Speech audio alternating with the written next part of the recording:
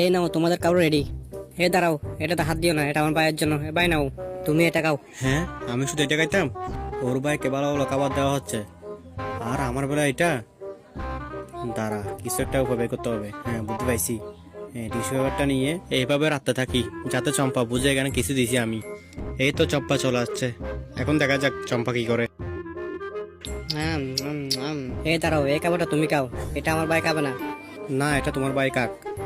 না, এটা তুমিই খাও, আমার ভাইয়ের জন্য আমি আবার বানাবো। ওকে, আমি খাচ্ছি।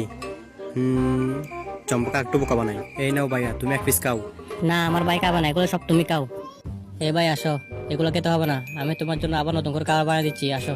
হ্যাঁ, আজকে চম্পাকে অনেকদিন পর বোকা বানিয়েছি। সবগুলো খাবার আমি এখন আস্তে আস্তে খাবো। হ্যাঁ, ওয়াও, অনেক স্বাদ।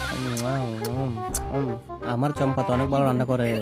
বন্ধুরা, দ্বিতীয় পার্ট দেখার জন্য কমেন্টে বলে যাও, আর ভিডিওটি ভালো লাগলে শেয়ার করে দাও।